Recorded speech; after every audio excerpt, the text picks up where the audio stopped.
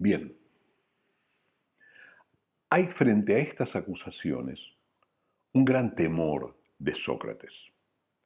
Y es que estas acusaciones son muy difíciles de contrarrestar, son muy difíciles de desbaratar, digamos. ¿eh?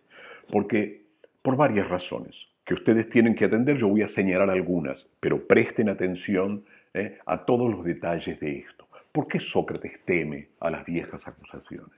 Primero, justamente por una cuestión de tiempo, porque son muy viejas y han hecho efecto en muchos de los que ahora son los jueces, que lo van a juzgar y que están aquí presentes,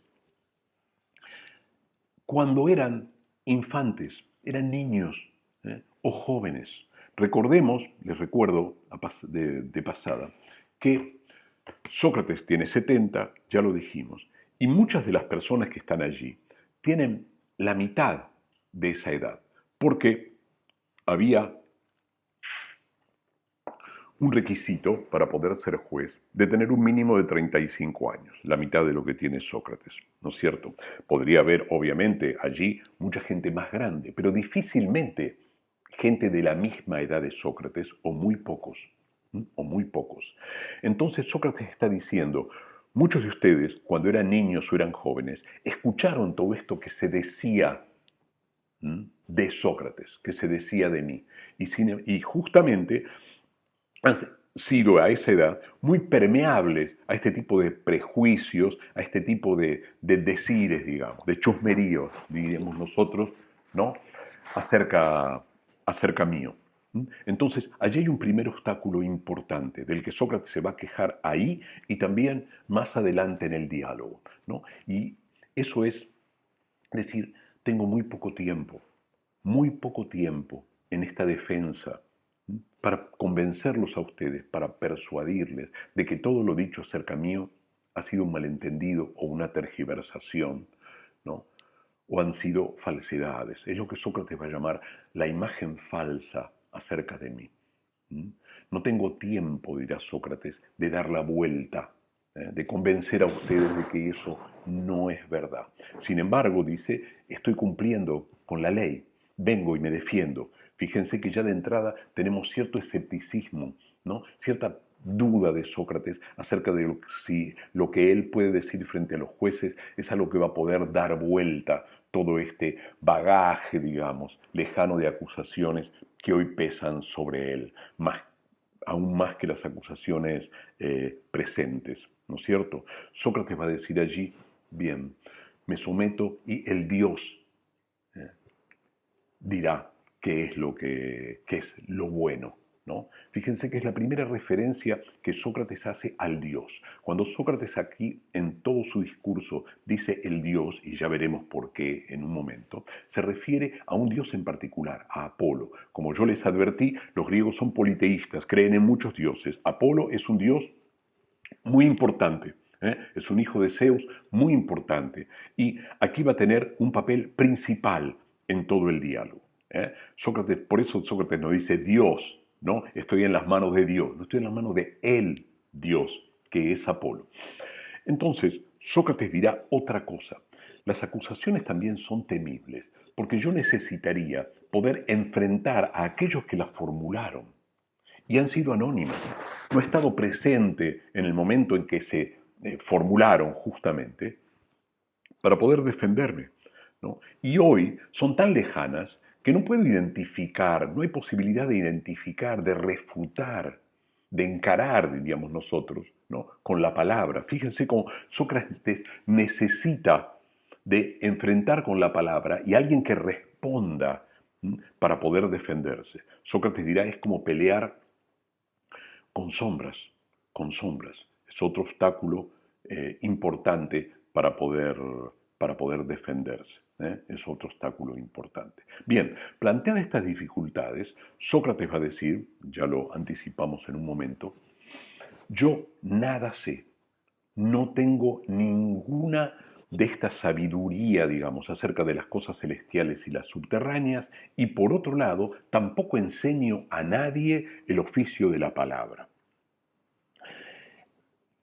hace una referencia allí a que él no está en contra de esos saberes, ni siquiera está seguro de que alguien los posea y le gustaría a él tenerlos. ¿Eh? Fíjense cómo siempre Sócrates juega con cierta ironía, ¿no? Con cierto tono, digamos, humorístico. Aquí no está diciendo que él descalifica a los que tengan ese tipo de saberes, como ahora va a decir el de poder educar a otros, en los que tengan ese conocimiento, pero sí continuamente deja en duda o abre la duda de que haya personas que tengan efectivamente ese conocimiento. ¿Mm? Allí sí hay un detalle que ustedes deben tener en cuenta, que Sócrates no solo dice que no ha educado a nadie, sino que tampoco cobra, ni ha cobrado nunca por aquello que son sus palabras, ¿no? Por hablar. Y hace la referencia a su charla con un conocido, digamos, un amigo de Atenas, a quien en algún momento le pregunta cómo va a educar a sus hijos, y el amigo, creo que se llama Calias, le responde aquello tan breve de Ebeno de Paros, 5 minas, ¿no? Fíjense, es una persona que no es ateniense, es de Paros, otra ciudad, y además que cobra por la clase o por las clases, no sabemos específicamente, 5 minas, que es una cantidad accesible, pero es un pago. ¿Mm? Es un pago. Entonces, en principio Sócrates va a decir, yo no tengo nada que ver con ese mundo, y atiendan muy bien cómo se defiende con este aspecto, este último aspecto, que es el más importante. Yo no educo, ¿no? Más adelante va a decir en el diálogo, yo no tengo discípulos.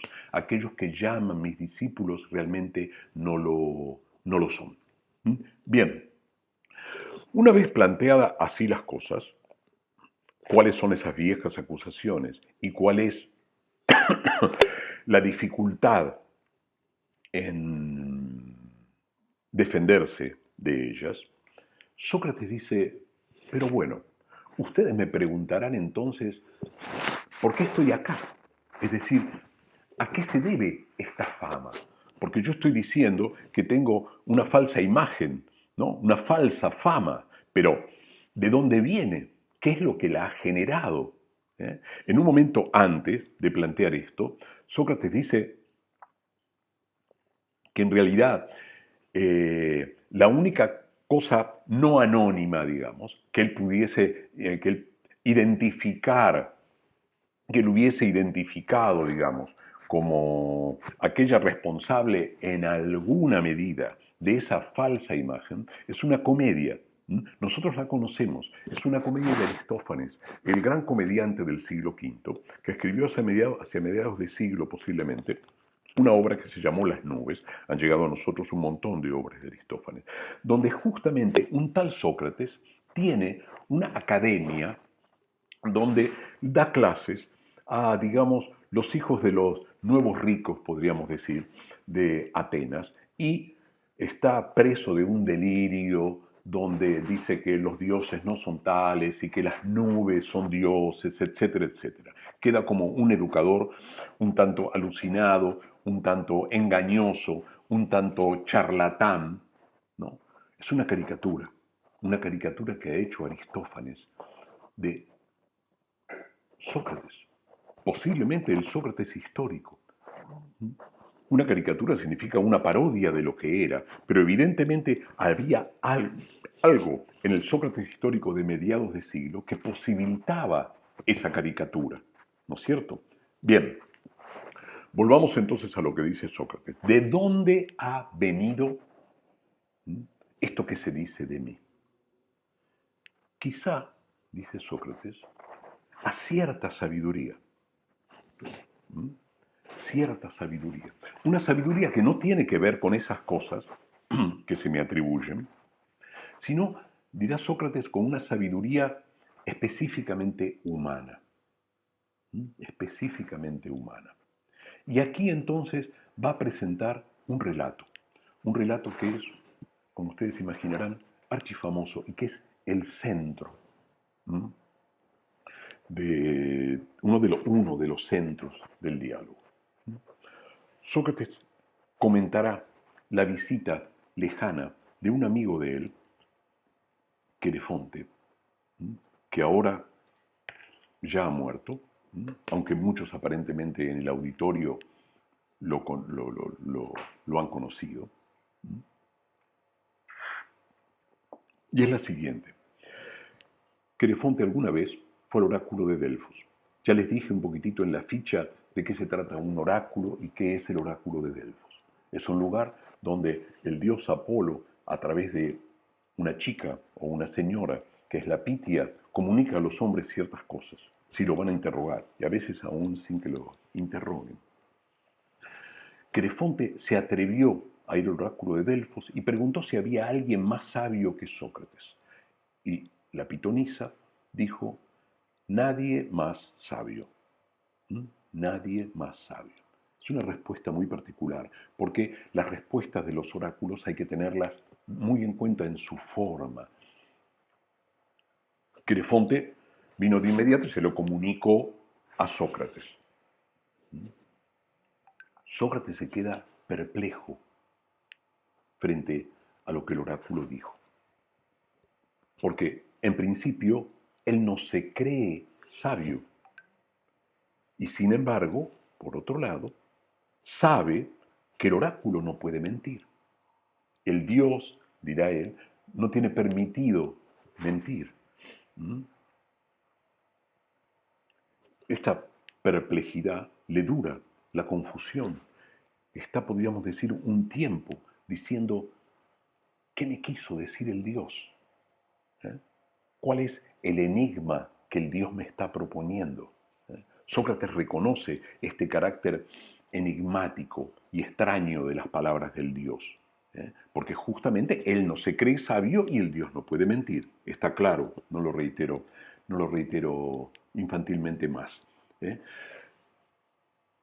Y después de un tiempo, él decide un curso de acción. Decide hacer algo, tener una respuesta frente a eso. Él dice, el Dios me está proponiendo algo. Aquello a lo que el Dios me incita es a averiguar quién es el más sabio. Es decir, me propone una investigación, ¿no? Como si dijéramos una encuesta. Y por ese camino va Sócrates, por el camino de buscar a aquellos que tienen, aquellos atenienses que tienen reputación de sabios, y tratar de mostrar, fíjense ustedes, digamos, la soberbia, podríamos decir, socrática, tratar de demostrar de algún modo que el Dios se ha equivocado. Él sabe que el Dios no se puede equivocar, que el Dios no puede mentir, pero el presupuesto para esa investigación es tratar de mostrar que el Dios se equivocó, es decir, que él puede encontrar a alguien más sabio, porque si creyese que no lo puede encontrar, directamente no lo haría, ¿se dan cuenta? ¿No? Entonces, en ese sentido sí podríamos pensar que Sócrates está desafiando a los dioses, ¿no es cierto? Como dirá la acusación de Meleto, que veremos en un rato.